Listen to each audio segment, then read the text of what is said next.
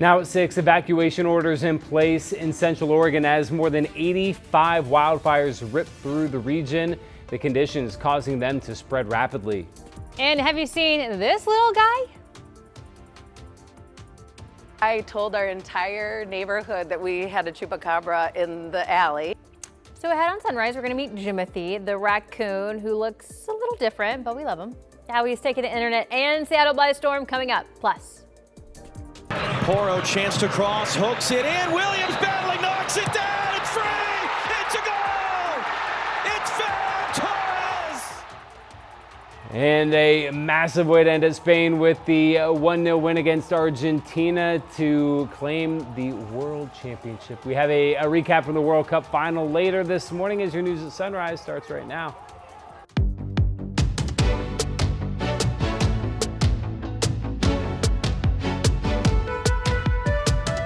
Good morning, and thank you for joining us on your Monday. I'm China Green. And I'm Matthew Herchick. Glad to have you with us to start your week. Rod Hill and Chris McGinnis standing by with our weather and traffic.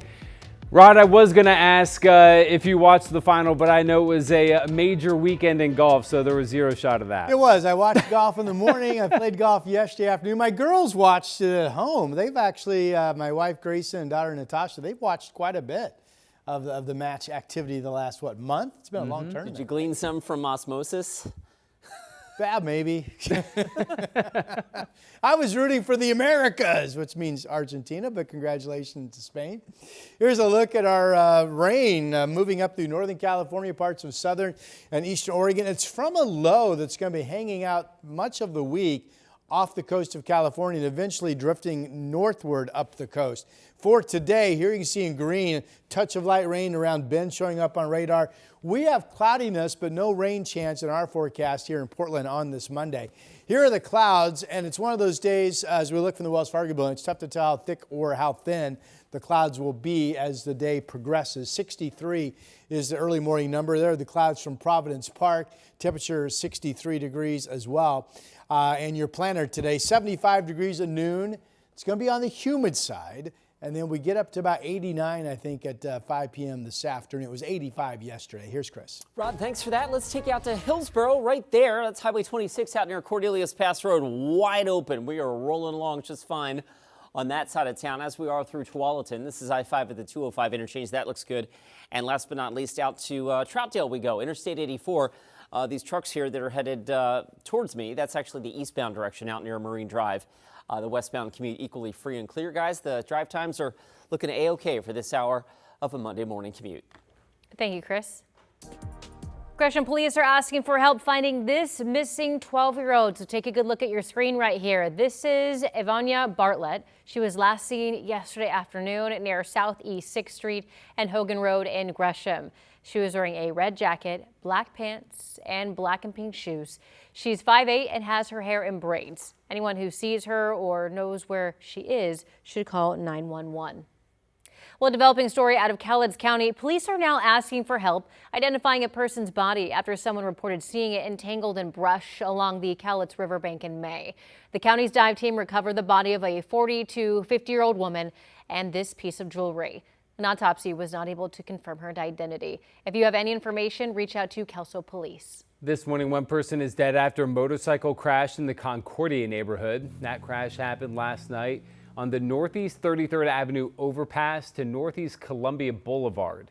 The motorcyclist was pronounced dead at the scene. Police did not say if another vehicle was involved. And 4 teens have been arrested in connection with a string of crimes in Portland over the past week, including multiple robberies. One of those includes a shooting that sent a gas station manager to the hospital with multiple gunshot wounds. We told you about that armed robbery and shooting as breaking news on Sunrise Friday morning. Portland police say officers got the critical evidence at that scene at this 76 gas station. They tracked the suspects to a home on Northeast Webster where the teens were arrested. Every reason to believe this crew was going to continue this activity and victimize more people. And by getting them into custody and getting them booked on some of these serious charges, we hope to disrupt that trajectory. The teens range in age from 15 to 17 and are from Seattle. Police say they found 4 weapons during the arrests, including one with the capacity to hold up to 100 rounds. They say more charges could be coming soon, and the gas station employee who was shot is expected to survive. A father and son are accused of holding 2 U.S. Forest Service employees hostage for nearly 15 hours in Northern California. Investigators say Joseph Charles Henriksen and his son Phoenix zip-tied the workers and held them at gunpoint inside a trailer near Mount Shasta. After hours of negotiations, both hostages were safely released and the suspects surrendered a short time later. The acting U.S. attorney says both men will face federal kidnapping charges for allegedly abducting federal employees. Fire investigators say an exploded shooting target sparked a wildfire in Redmond. Fire and Rescue says it started yesterday afternoon on Northwest Oak Lane. When they got there, the fire was threatening nearby homes, though as of yesterday, no homes have been lost. And the fire is sitting at 5 acres. Investigators determined that the property owner was shooting at an exploding target, and when it exploded, the fire quickly began. They have been cited for reckless endangering and reckless burning. More than 85 wildfires across Central Oregon are stretching resources and forcing evacuations in certain areas. Fire crews say lightning caused the fires, and crews are dealing with the extreme heat as they try to get a handle on them. Libby Dowsett joins us live this morning with the latest on their efforts. Libby.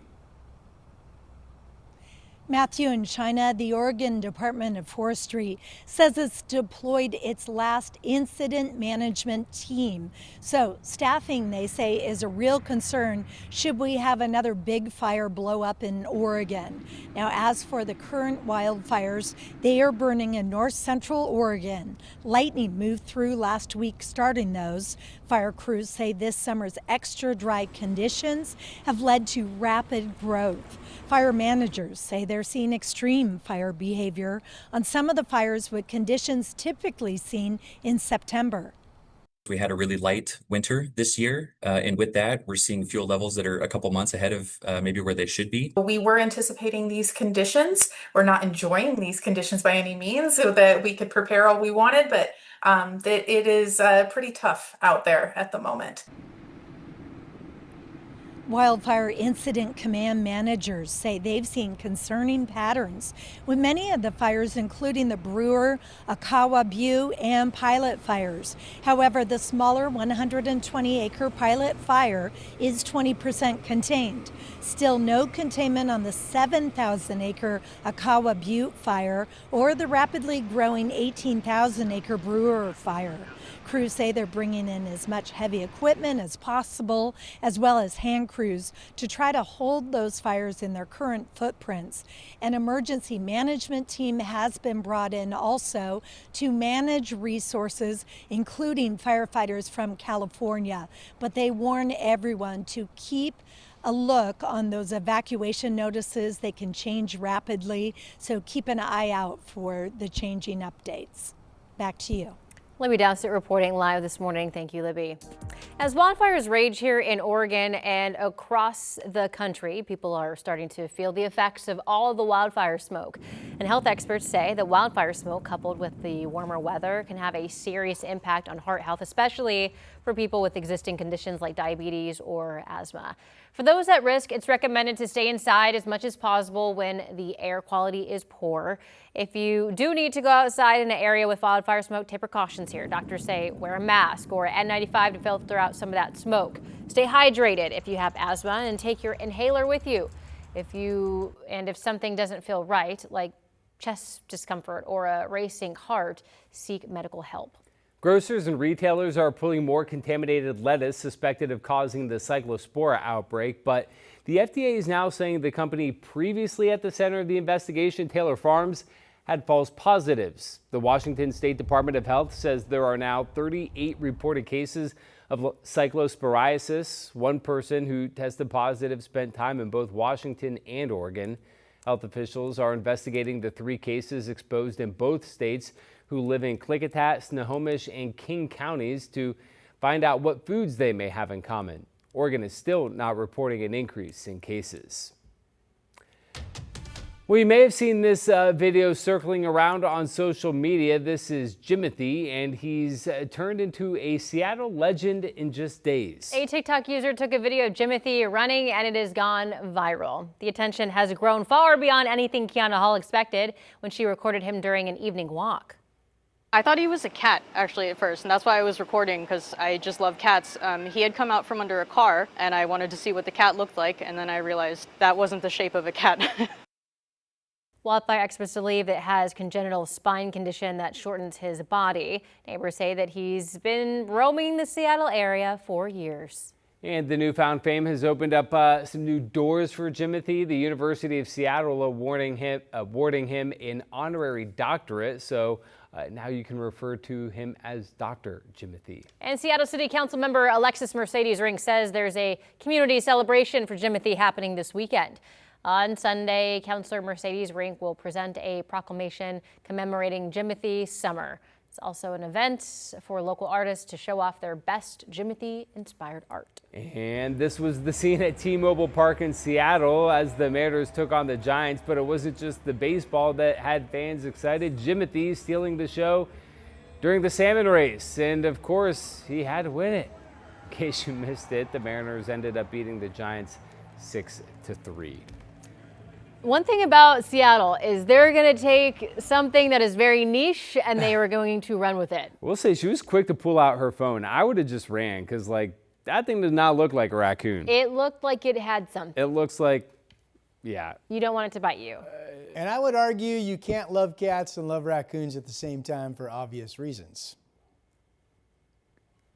Coons will, raccoons are dangerous critters. Is my point there. Oh, okay. I was like, I mean, you see a raccoon, you don't want to get close and take a picture and be all fuzzy-wuzzy with them because they are strong, they are smart, and at times they can be absolutely dangerous. Seaside live camera for you. Here we go with clouds and fog being reported along the north coast, 54 degrees. Temperatures up on Mount Hood about the same as the valley this morning, 63.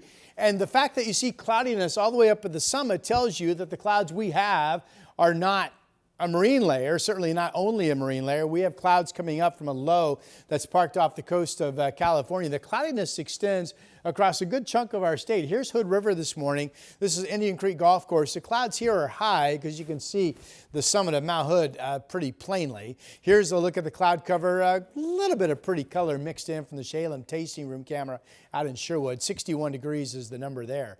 59 Hillsborough, 61 in Troutdale, 59 Happy Valley and Oregon City, Salem 63 and Albany 65. It's going to be a warm, humid day. The question is, how thick will the clouds be or not? If the clouds thin, we could actually pop up into the 90s today. If the clouds are pretty thick all day, we'll probably be doing well to get up into the mid-80s. This shows 89 Portland, 87 in Salem. It's going to depend on the cloud cover. And we have currently radar showing some rain showers in central and eastern areas of our state. That rain chance continues today. I've got to say 89. It will depend on the cloudiness. I've got a heat advisory, or the Weather Service has a heat advisory with a KGW weather impact alert tomorrow and Wednesday for hot 90s. Again, it will depend on how much sun we get. The dew points are going to be up. It's going to be a hot, sticky air mass. That also makes it a little more difficult for the temperature to go just crazy high. And then I'm including a thunderstorm chance getting into Thursday and also a shower chance lingering into Friday morning. That's your update.